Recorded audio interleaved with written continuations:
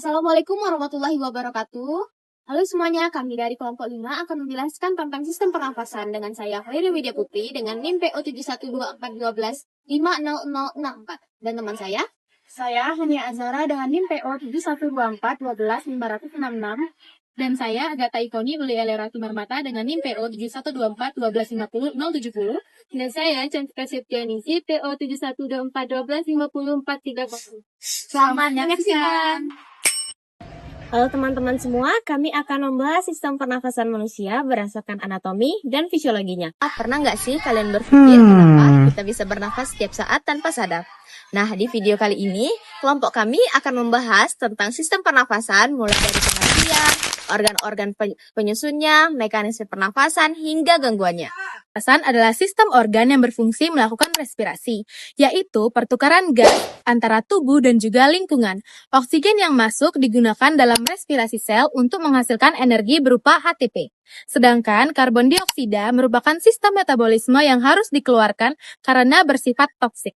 Sistem pernafasan juga bekerja sama dengan sistem kardiovaskular untuk mendistribusikan oksigen ke seluruh tubuh. Organ sistem pernafasan yang pertama adalah hidung dan faring. Hidung merupakan pintu masuk utama udara. Selain sebagai jalan masuk udara, hidung juga memiliki peran penting dalam mempersiapkan udara sebelum masuk ke paru-paru. Rambut hidung dan lendir berfungsi menyaring debu serta mikroorganisme. Setelah melewati hidung, udara masuk ke faring. Faring berfungsi sebagai penghubung antara rongga hidung dan laring, sekaligus menjadi jalur bersama bagi udara dan makanan. Faring juga membantu proses menelan karena menjadi persimpangan antara sistem pernapasan dan pencernaan. Faring memiliki mekanisme refleks yang berfungsi mencegah makanan masuk ke dalam saluran pernafasan. Yang kedua, laring dan trakea. Selanjutnya, udara melewati laring. Laring berfungsi menyalurkan udara ke trakea, sekaligus berperan dalam pembentukan suara melalui pita suara. Selain itu, laring juga memiliki epiglotis yang berfungsi menutup saluran napas saat menelan, sehingga makanan tidak masuk ke paru-paru. Setelah itu, udara masuk ke trakea atau batang tenggorokan. Trakea berfungsi sebagai saluran utama.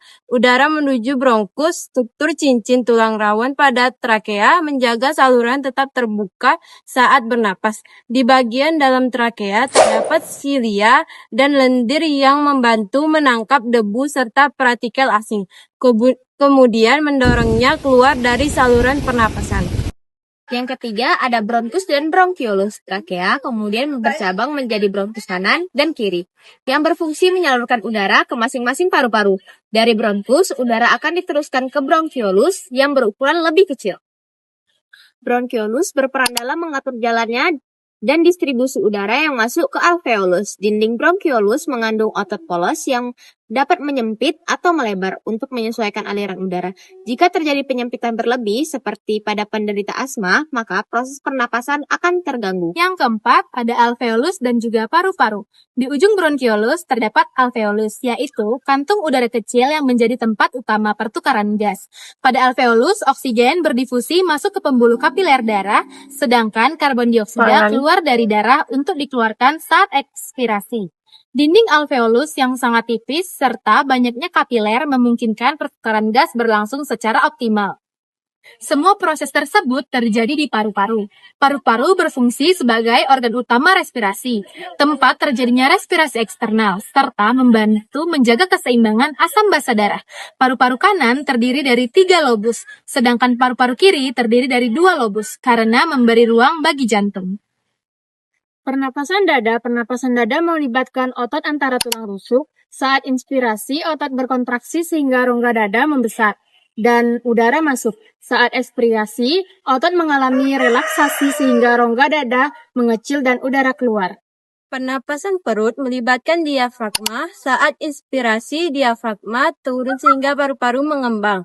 Saat ekspirasi, diafragma naik sehingga udara keluar. Perubahan tekanan inilah yang memungkinkan udara bergerak masuk dan keluar dari paru-paru. Proses pertukaran gas di alveolus terjadi respirasi eksternal. Oksigen masuk ke darah dan berikatan dengan hemoglobin, lalu diedarkan ke seluruh tubuh. Di jaringan terjadi respirasi internal, yaitu pelepasan oksigen ke sel dan pengambilan karbon dioksida. Gangguan sistem pernafasan. Gangguan sistem pernafasan antara lain ada asma, bronkitis, pneumonia, TBC, dan influenza. Penyebabnya meliputi infeksi mikroorganisme, alergi, polusi udara, dan kebiasaan merokok. Untuk menjaga kesehatan pernapasan, kita dapat melakukan seperti tidak merokok, berolahraga secara teratur, menggunakan masker, mengonsumsi makanan bergizi, serta menjaga kebersihan lingkungan. Kesimpulannya, sistem pernapasan memiliki peran vital dalam mempertahankan kehidupan melalui penyediaan oksigen dan pembuangan karbon dioksida. Setiap organ memiliki fungsi spesifik yang saling bekerja sama secara anatomi dan fisiologis. Sekian video penjelasan tentang sistem pernafasan dari kelompok kami. Semoga bermanfaat. Terima kasih. Wassalamualaikum warahmatullahi wabarakatuh.